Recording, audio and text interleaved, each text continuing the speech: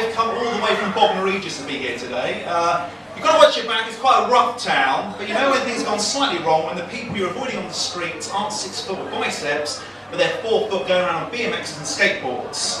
And I'm not talking about dwarves with a passion for extreme sports. That's a subject we'll discuss another evening. Right now I'm talking about kids today who are out of control. I'm a youth leader. It's a subject matter I'm very passionate about. Trying to get these kids back on the straight and narrow ASAP. To give you a taste of what I'm talking about, I've started a log recording my day-to-day exchanges with the kids on the streets. Check this out. June 6th, returning from the co-op, a 6-year-old standing at a bus step calls out, "Look over there, here comes the gigantic walking wall of piss." Real words from real kids leaving real casualties on the streets and you're bloody looking at one, alright? Otherwise, instead of BFG, BRG, here comes a big retarded giant. You should look shocked, madam. This is the next generation, you should all look shocked. This one is evidence. These kids are on hardcore hallucinogenic drugs. Quickly, here comes a demented giraffe. Pretending to be a human being while wearing a blonde wig. You can't fool us, take off your wig.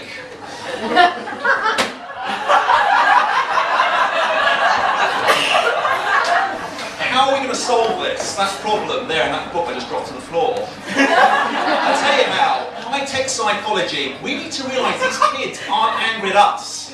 The people they're really angry at, deep down, is mum and dad. Okay, they're just projecting their feelings of frustration onto us. So when I get a kid swaggering into the youth centre, giving it all this, shouting, "What are you looking at, you overgrown big blonde yeti? In your pedo-style knitwear?"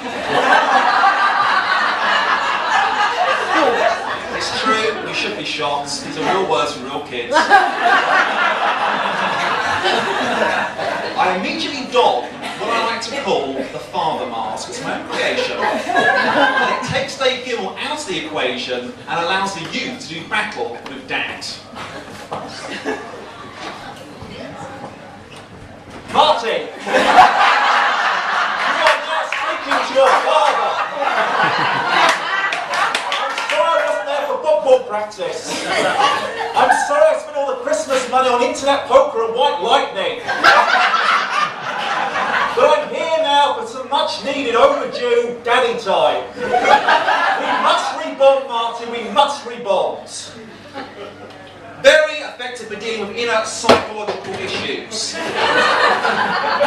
other thing we deal with in the youth centre, which I feel very passionate about, is bullying. Not enough's done backing with bullying. I picked my nephew up from secondary school a few weeks back and I was looking at the posters around the hall. There's lots there talking about, warning kids about drugs, teaching about safe sex. There's nothing about bullying, and that amazes me. Because when I was at school, when I was at college, no one offered me drugs. Certainly no one offered me sex. Bullying was offered on a day-to-day basis. Jokes aside though, the sex and drugs is an urban myth, isn't it? Let's be realistic, okay, we're all friends here. I mean, I'll tell you come on, let's focus. My worst bullying experience by far was in secondary school. I was in the first year, it was quite small then. And I always remember Steve Sampson thought it'd be hilarious, this sort of demented mind we're dealing with here, thought it'd be hilarious to steal the janitor's keys and go to the canteen and unlock one of those tall vending machines with a glass see-through front, okay? Open it up, force me and lock me inside. I stood for 4 hours wedged against the wall, arrived being a cartons and packets of Quavers. Having to endure fellow students just wandering past ogling at me like I was an art installation at the Tate Modern. Representing the prison that is consumerism.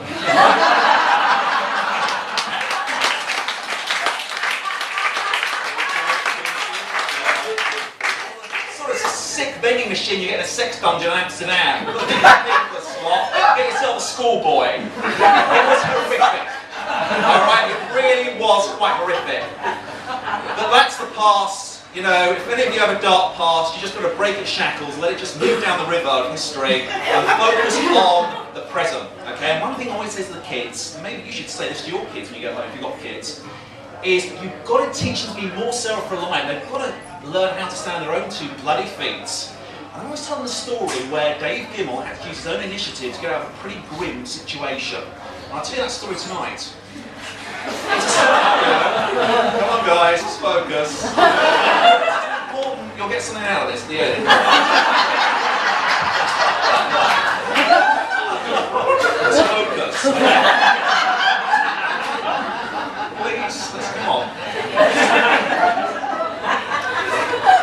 It's a scenario you can all relate to. It was late at night and I was rudely awoken by a knock knock on the old Bombay doors downstairs. Mother Nature's way of saying you've got number 2 in the post. It's got first class stamp on it.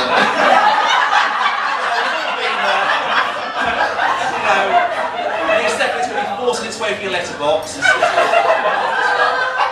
I leapt to my feet like a ninja. I raced to the loo. I immediately realised I was missing one vital component to complete the mission. Toilet paper. I don't mind saying, people, I was panicked. It was 2 o'clock in the morning, I lived at the top of a 15-storey pocket flat, no one there was there to hold my hand. But I said, Gimel, dig deep, focus. An inspiration was handed to me. And I remember in the airing cupboard, I had an old box of Christmas crackers, and I very skillfully improvised with paper party hats. I must say, it turned a usually very mundane routine and very exciting experience.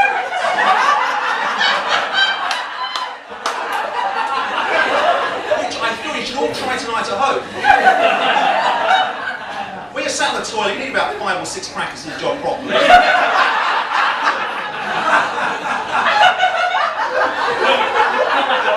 When you release the first cracker, immediately the gunpowder creates a far more desirable smell. And let's not forget, in between wipes, you get a joke or riddle to read yourself.